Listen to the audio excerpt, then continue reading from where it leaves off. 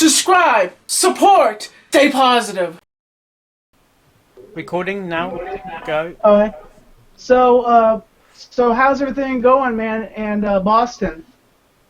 It's terrible. There's snow everywhere. I still have a car that's buried, and it's not a good time right now. There's they had to make one-way streets. They had to make up one-way streets everywhere because cars can't fit past each other, and it's starting to melt a little bit. But now it's snowing again today, so it's not. It's the craziest thing I've ever seen, as far weather-wise ever.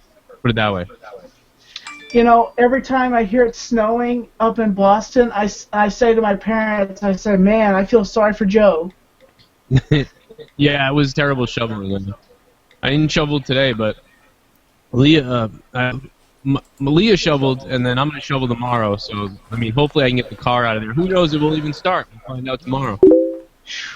Jeez, man, that must suck. That was a lot of snow you took a picture of.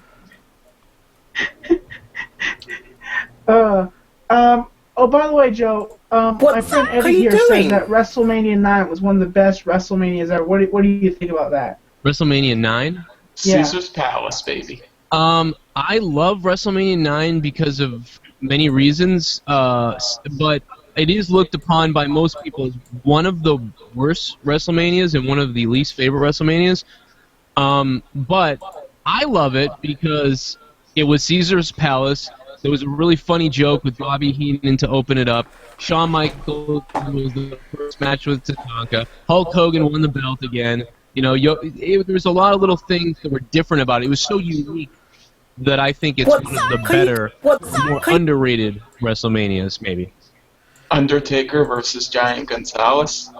Right, like that match, like that kind of personified the whole pay-per-view. Like that match wasn't very good at all, but it was just interesting to see the Undertaker come out in this giant This is Mark dude, Hyder, and it's then time he for tore another. a form rag, and then the Undertaker wins by disqualification. That was bizarre. The doinks, the two doinks attacking Crush, that was epic to me.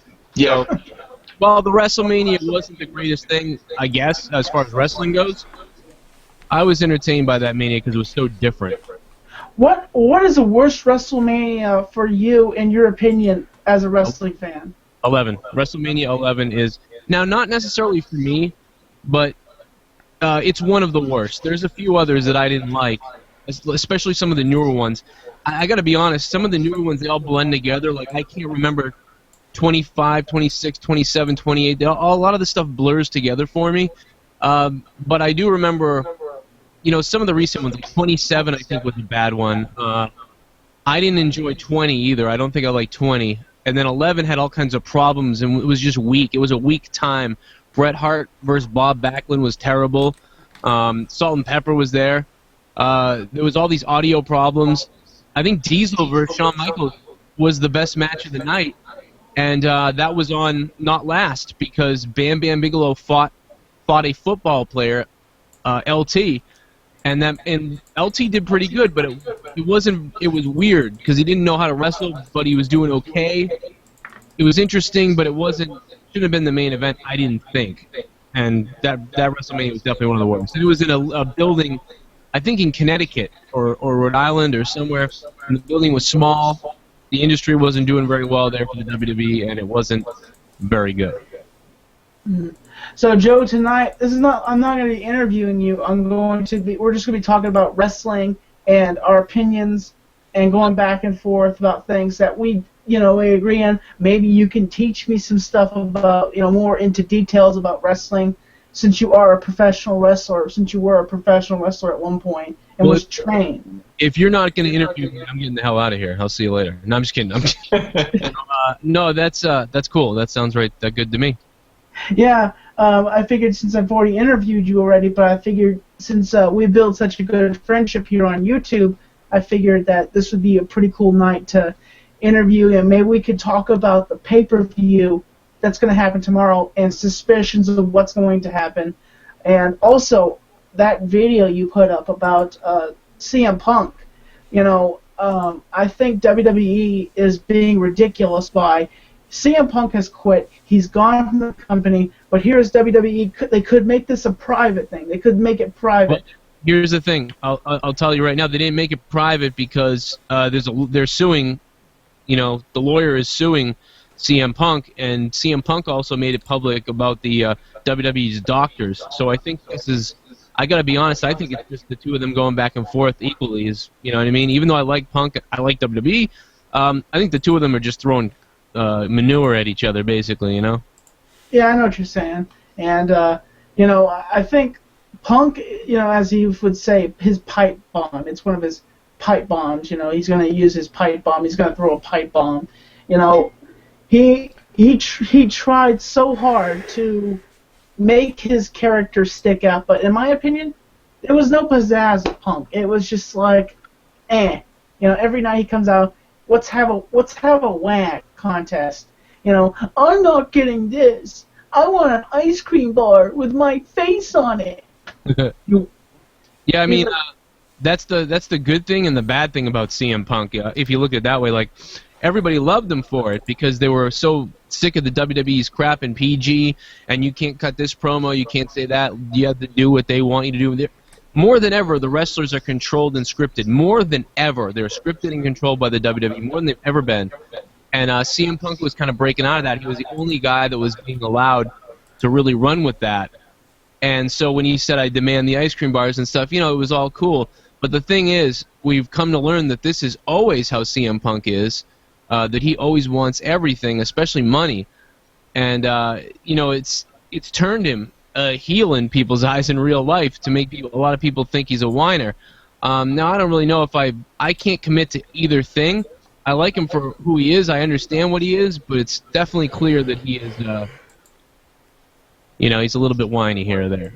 But you know what? I enjoyed him when he was in WWE calling people fat asses in the front row and making fun of people. But you're a vagina. You're a vagina. Yeah, right. You have a vagina. I mean, I go there on people too, so I can relate to him being a little bit of an ass.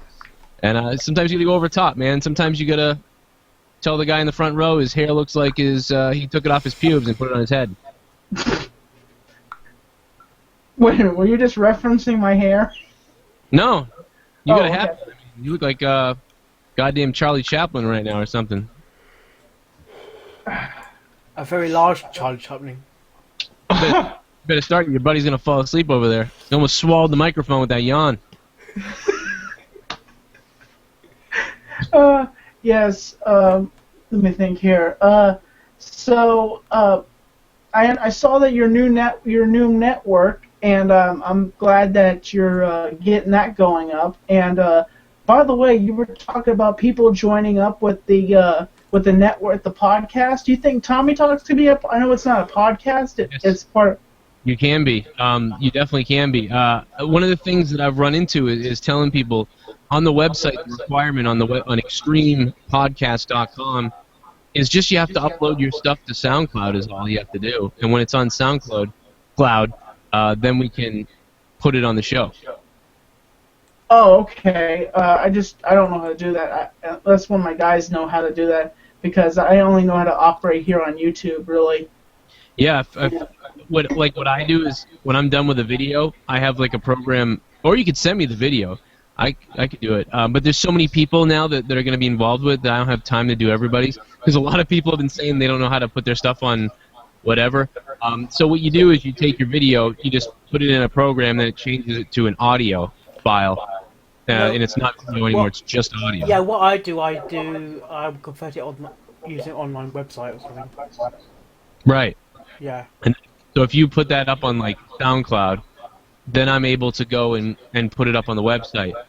The other thing I've been doing for people is if you don't have podcast audio yet, I'll just put your YouTube playlist there for now. Although it's really supposed to be just audio and a podcast.